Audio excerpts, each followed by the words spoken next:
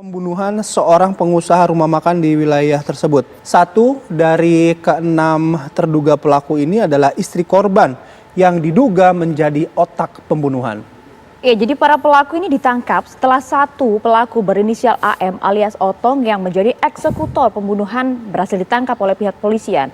Kemudian dari hasil penangkapan AM ini berkembang pada otak pelaku yang ternyata adalah NW, istri korban sendiri. Jadi dalam pemeriksaan diketahui bahwa NW yang merupakan istri korban ini ternyata sengaja menjebak 7 orang pelaku untuk menghabisi nyawa suaminya.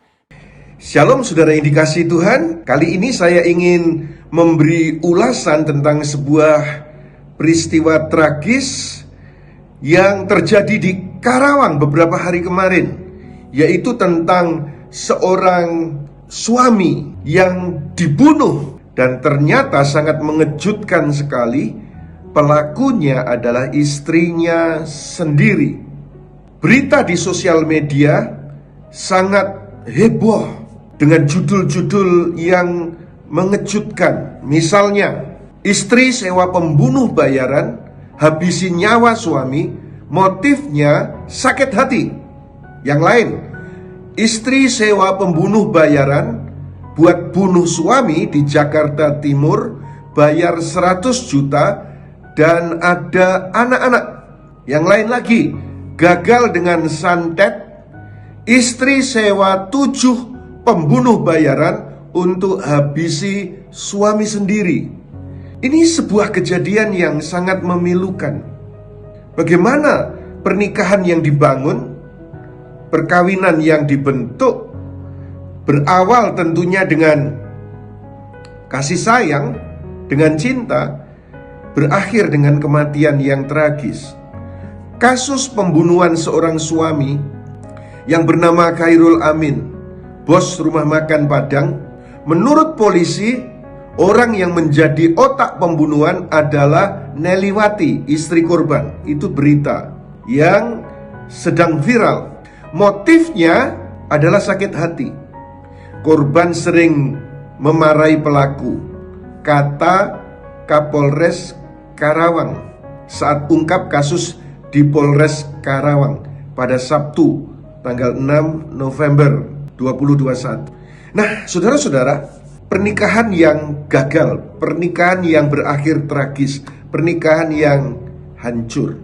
Mari kita melihat dari kacamata kekristenan. Di Matius pasal 24 ayat 12 disebutkan kejahatan akan menjalar sebegitu hebat sampai banyak orang tidak dapat lagi mengasihi. Itu dalam terjemahan bahasa Indonesia sehari-hari. Sampai tidak dapat lagi mengasihi, termasuk suami istri tidak lagi mengasihi. Kalau di dalam terjemahan lain disebutkan menjelang akhir zaman, kasih kebanyakan orang menjadi beku. Hati yang beku memang berbahaya, membuat kita enggan untuk beranjak kemana-mana. Kepedulian hilang, melihat sendiri pun tidak membuat kita tergerak untuk menolong diri sendiri. Ucapan kita hambar, kasih tidak ada lagi, bahkan terhadap pasangan sendiri. Saya mau sampaikan kepada saudara, Tuhan saja yang mampu membangkitkan kembali kasih itu, menghangatkan kembali yang sudah beku. Dan biarlah suami istri itu harusnya adalah 2 orang yang membangun pernikahan berdasarkan kasih Kristus. Kasih Kristus tidak saja seharusnya menjadi acuan kasih dalam keluarga, namun juga sebuah kebutuhan. Saudara tahu bahwa tentang pernikahan, menikah itu untuk mengasihi, bukan untuk melukai, apalagi membunuh. Dari kacamata kekristenan, pernikahan itu ide Tuhan. Tetapi kalau kita menemukan sampai berakhir tragis seperti yang terjadi di Karawang, istri membunuh suami, berusaha dengan santet gagal, menyewa pembunuh bayaran, bahkan sampai 7. Tetapi toh akhirnya setelah suami mati, istri tertangkap sebagai sutradara dari perancang dari pembunuhan itu. Mari kita melihat pernikahan dari kacamata Kristen. Pernikahan itu ide Tuhan sebetulnya. Bible dibuka dengan cerita pernikahan di kitab Kejadian, Bible ditutup dengan cerita pernikahan di kitab Wahyu, dan Yesus Kristus mujizat pertama yang dia lakukan juga di pesta pernikahan, mengubah air menjadi air anggur. Dengan kata lain, Tuhan itu sangat peduli dengan pernikahan, karena ide pernikahan itu adalah dari Tuhan sendiri. Nah, sebab itu untuk berhasil dan untuk berbahagia di dalam menjalani pernikahan, seharusnya menjalani pernikahan itu bersama Tuhan yang punya ide pernikahan, yang merancang pernikahan, yang menciptakan pernikahan. Analoginya begini saudara, mobil Ferrari itu buatan Itali, Lamborghini juga buatan Itali. Kalau rusak, maka tidak mungkin dibawa ke bengkel Suzuki, tentu dibawa ke bengkel Ferrari, Lamborghini. Begitu juga dengan pernikahan. Ketika menikah lalu memasuki pernikahan itu ada masalah, Tuhan solusinya. Sebab itu di Pengkhotbah pasal 4 ayat 12 dikatakan tali 3 lembar tidak mudah diputuskan. A rope made of 3 cords is hard to break. Tali 3 lembar itu tidak akan bisa diputuskan. Siapa tali 3 lembar itu? Suami, istri, dan Tuhan. Saya memberi kepanjangan nama Kristus. Kristus itu berhubungan dengan tali 3 lembar. KR-nya adalah Kristus, I-nya adalah istri, S-nya adalah suami, T-nya adalah tetap, U-nya adalah untuk, S-nya adalah selamanya.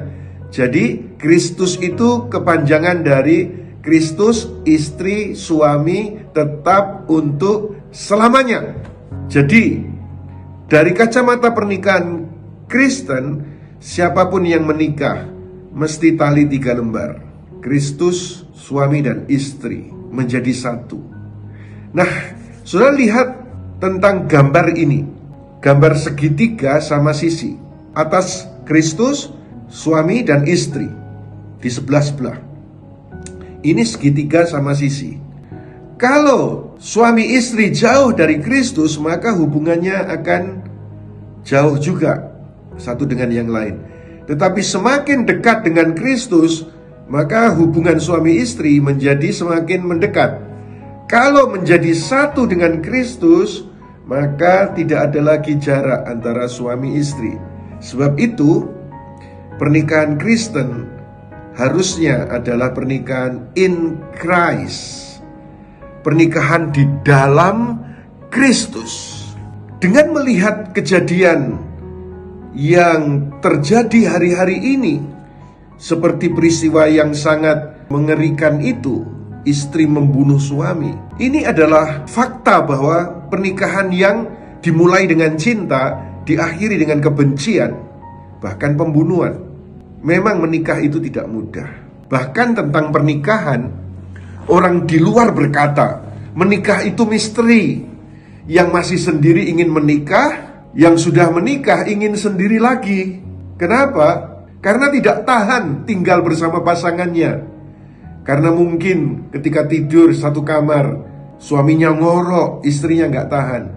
Atau pasangannya jorok, atau pasangannya kasar, atau pasangannya cerewet dan lain-lain. Yang menikah pasti sudah mengalaminya, sudah pernah tahu tentang hal ini.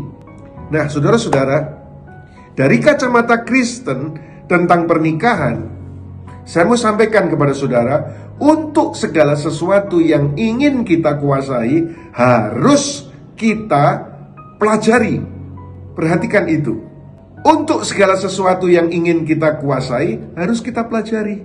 Misalnya berenang, kita harus belajar. Kita ingin menguasai setir mobil, harus belajar. Ingin menguasai main piano, harus belajar.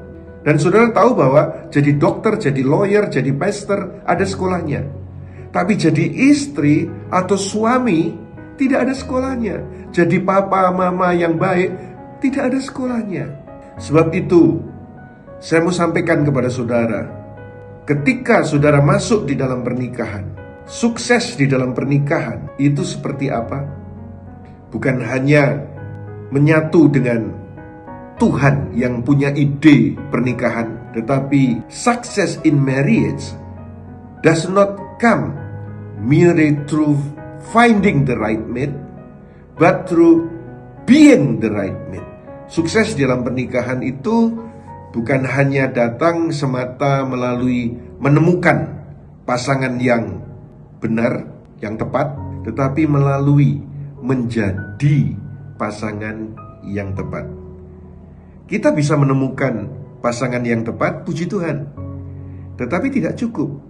Kita harus menjadi pasangan yang tepat bagi dia. Nah, dari ulasan ini, saya ingin supaya peristiwa yang tragis yang terjadi di Karawang tidak akan menimpa siapapun dari antara saudara yang sudah menikah atau yang mau membangun pernikahan. Sebab itu, firman yang disampaikan ini, ulasan yang diberitahukan ini, biarlah menjadi pembelajaran bagi kita semuanya, karena Tuhan ingin memberi masa depan yang baik kepada siapapun saudara yang percaya kepadanya di dalam Kristus Yesus Tuhan.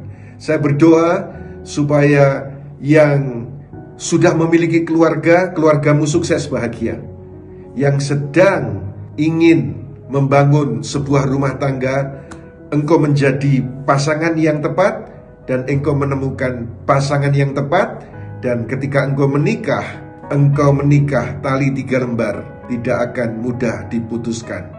Kristus, KR-nya adalah Kristus, I-nya istri, S-nya suami, T-nya tetap, U-nya untuk, S-nya selamanya. Sampai jumpa lagi pada tayangan-tayangan yang berikutnya. Jika saudara diberkati dengan video-video ini, silakan saudara bisa subscribe di channel ini, dan saudara bisa share supaya orang-orang yang kau kenal juga boleh belajar untuk masuk dan memiliki sebuah pernikahan yang berbahagia. Tuhan Yesus memberkati.